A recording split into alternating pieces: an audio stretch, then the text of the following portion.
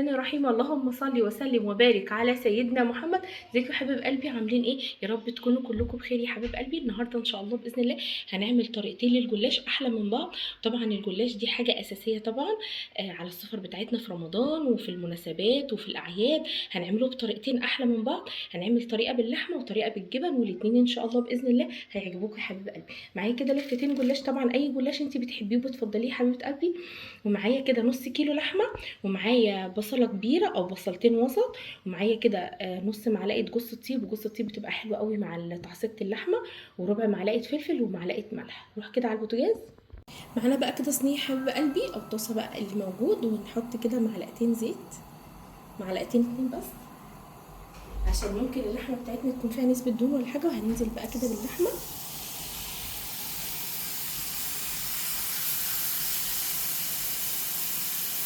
هنقلب بقى اللحمه بتاعتنا لغايه كده ما لونها يغير طبعا، ولونها يفتح بقى خالص. مش هننزل لها اي حاجه خالص، هنقلب فيها بقى كده. وطالعه طبعا لازم نقلب باستمرار كده، مش عايزينها تكتل كده مع بعضها بالشكل ده حبيب قلبي. نمر بقى كده يا حبيب قلبي في التقليب لما نوصل للون دوت بالشكل دوت. وطبعا طول ما ايدينا في اللحمه كده بقى مش بتكتل بقى ولا تبقى حتت ولا حاجه. بصوا مفرفره وجميله خالص ازاي. ننزل بقى كده بالبصلايه، بصلايه كبيره او اتنين وسط. ننزل بقى كده بجوز الطيب والفلفل والملح. جوز الطيب بتبقى حلوه قوي في تعصيبه اللحمه، لو انت حابه تحطي السبع بهارات مفيش اي مشاكل حبيبتي. يعني ايه، هي موضوع الاكل ده ذوقيات بس مش اكتر. انا بقول الطريقه اللي انا عارفاها، وحضرتك بقى اسيب لحضرتك ذوق بقى في البهارات، في مثلا عايزه اقلل البصل اكتره كده يعني. عامه الاكل ذوقيات. نقلب بقى كده، نسيب بقى اللحمه بتاعتنا تتعصب كده ونشوف هنعمل ايه دلوقتي. حابب قلبي اول ما نسمع الصوت دوت، الصوت اللي انتوا سامعينه ده، يبقى اللحمه بتاعتنا كده استوت. وطبعا انا ما حطيتش ملح بقى ولا زودت ملح ولا حاجه. معلقه الملح اللي احنا حطيناها الصغننه دي ظبطت الخلق معانا تمام خالص. كده اللحمه استوت، هنحط عليها بقى، نروح نجهز بقى صينيه الجلاش. انا بقى كده حابب قلبي نص فنجان زيت، هننزل بقى كده في طبق.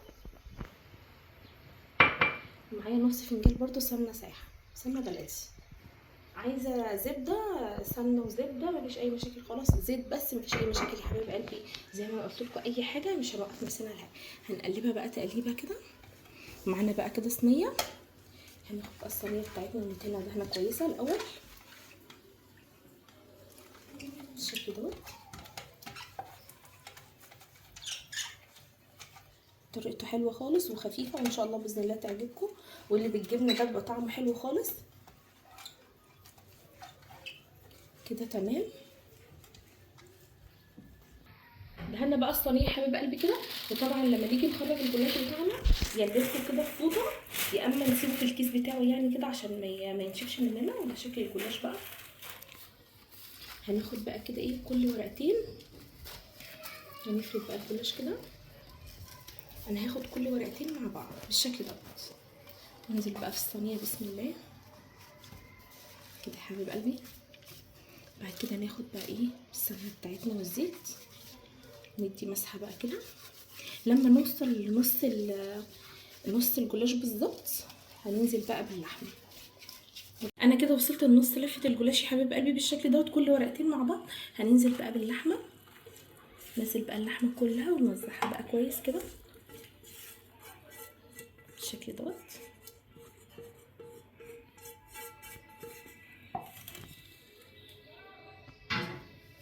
نوزع بقى اللحمه بتاعتنا كويس خالص، وننزل برده زي ما احنا نزلنا كده بكل ورقتين وبالسمنه بقى والزيت يا حبيب قلبي. نغلف كده الورق.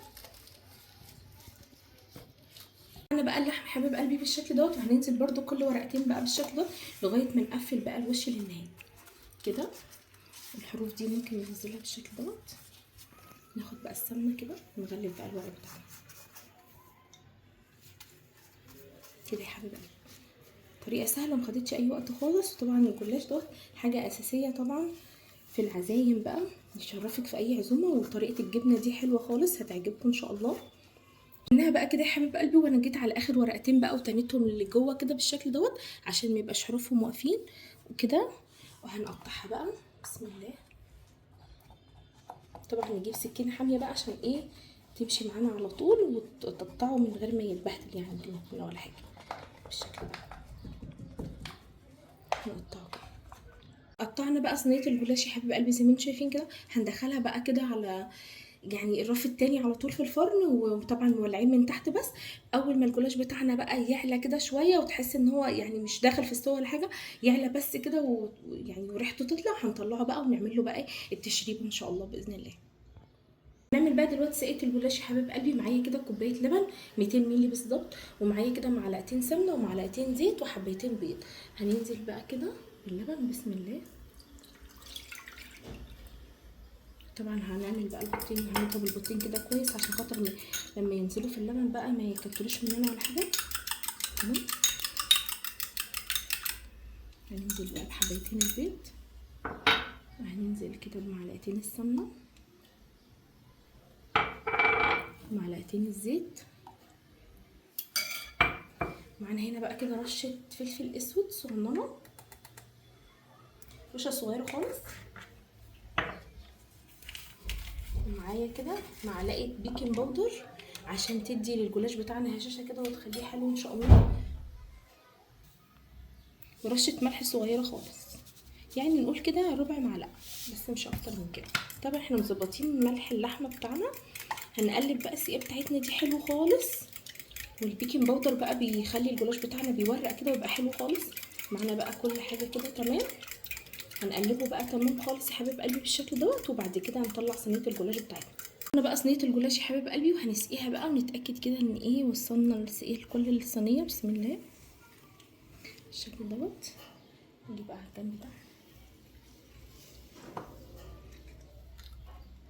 هندخلها بقى الفرن، واول ما نحس ان هي خدت لون كده ذهبي من تحت نطفي من تحت ونولع الشوايه حبيب قلبي بس مش اكتر من كده. نروح بقى نعمل الصينيه التانية. معانا بقى مقادير حشو الصينيه التانية حبيب قلبي. معايا كده كوبايه جبنه موزاريلا، كوبايه جبنه رومي، ونص كوبايه جبنه فيتا، ومعايا كده بقدونس انا واخده الورق بس مقطعه حتت صغننه خالص، ومعايا زيتون. يعني لو انت مش حابه لا الزيتون ولا البقدونس عادي خالص، عايزه تستكفي بواحده بس يعني يا زيتون يا بقدونس عادي، هما بيديله ريحه حلوه قوي وطعم جميل. معانا بقى الجبنه الرومي بقى، ولازم نخرجها قبلها بشويه طبعا زي ما اتفقنا، ما نخرجش الكيس كله عشان ما يبص مننا. معايا كده الجبنه الرومي، ومعايا الجبنه الفيتا كده، ومعايا البقدونس والزيتون يا حبيب قلبي. نديله بقى تقليبه حلوه خالص. طبعا هنقطع بقى الجبنه دي كده ونديله تقليبه. الريحه من دلوقتي وجميله خالص مع الحشو بقى بتاع الجلاش، هيبقى طعمه حلو خالص. هنجهز تاني صينيه يا حبيب قلبي كده، ومعايا صينيه كده ازاز هنغلفها بقى كده بالسمنه. طبعا السمنه والزيت اللي انا استعملته في اول صينيه زي ما هو، يعني انا عامله مقدار صينيتين يا حبيب قلبي. لو هنعمل صينيه واحده بس نحط نص المقدار اللي انا قلت عليه. معانا بقى كده قلنا بالظبط كده 2 بس كده. 2 بقى هننزلهم بقى في الصينيه كده، ولو في اي زيادات نتنيها بقى كده. ممكن لو مش عايزينها نقصها على قد الصينيه بس كده. نغلف بقى، هعمل نص المقدار بالظبط، نص مقدار الصينيه، وبعد كده نحط الحشو. عملنا بقى الصينيه كده بالجلاش يا حبيب قلبي بالشكل دوت، وانا عملت لها حواف هنا كده حروف بالشكل دوت عشان انا طبعا حاطه جبنه موزاريلا، فعشان ما تسحش من كده وتبقى محتفظه جوه. ننزل بقى الخليط اللي احنا عملناه يا حبيب قلبي كده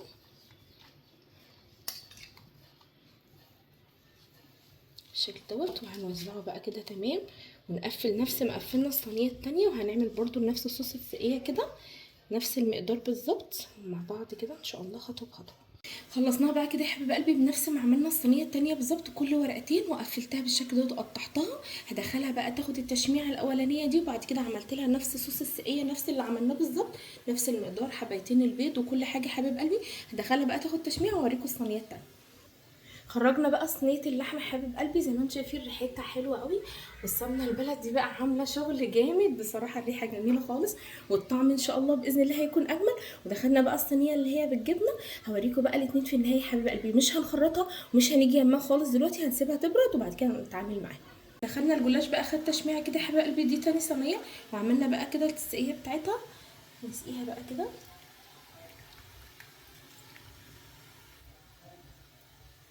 بالشكل دوت، نوزعها بقى كويس خالص، وبعد كده ندخلها الفرن واوريكم بقى في النهايه صينيتي. جربنا بقى يا حبايب قلبي تاني صينيه جلاش بالجبنه، ريحتها حلوه قوي. طبعا انا سلكت بقى الصينيه التانيه بالسكينه كده بالراحه طبعا نتعامل معاها بس لما تبرد، ودي لسه سخنه بقى وحلوه خالص وريحتها جميله، والجبن بقى عامله ريحه حلوه قوي. طبعا زي ما شايفين كده القرمشه وريحتها حلوه خالص. هنخرج بقى من الصينيه كده، او عايزه اوريكم حته كمان، عايزه اوريكم حته حبيب قلبي كده، زي ما انتم شايفين السوا كده، شايفين اللون بتاع السوا، شايفين الجلاش حلو وجميل ازاي وخفيف وحلو خالص. نخرج بقى قطعه من اللي بالجبنه وهي ايه طبعا سخنه خالص، وطبعا شايفين الجبنه ومطتها وريحتها حلوه خالص. طبعا المفروض تستنى شويه تبرد، بس طبعا ولادي مستعجلين. عايزه اوريكم كمان كده كده يا حبيب قلبي القلب بتاع الجبنه، شايفين كده حاجه روعه كده، والطعم حكايه وريحتها حلوه قوي. وكمان دي صينيه الجلاش اللي باللحمه، عايزه اوريكم كمان، نقطع بقى كده، شايفين كده جلاش ريحته حلوه قوي وطعمه جميل وريحته حكايه ويستاهل بجد بجد التجربه. وطبعا جلاش يشرفنا في العزايم وفي المناسبات يا حبيب قلبي، وده طبعا مش وجبه اساسيه، ده بيبقى جنب الوجبه الاساسيه طبعا، وبيبقى في العزايم بقى وفي الأعراس. طبعا طريقتين احسن من بعض يا حبيب قلبي للجلاش بتاعنا، يشرفك في اي عزومه يا حبيبه قلبي، طريقتين احسن من بعض. اتمنى ان شاء الله باذن الله تجربوهم، وكل اللي انا بتمناه هي محبتكم ليا بس، ودعمكم ليا بالاشتراكات الجديده واللايكات الجميله، يا رب ما يحرمنيش منكم ابدا يا حبيب قلبي. وان شاء الله باذن الله كل يوم جديد في مطبخ موجودي، اشوفكم على خير في فيديوهات جديده يا حبيب قلبي، باي يا حلوين.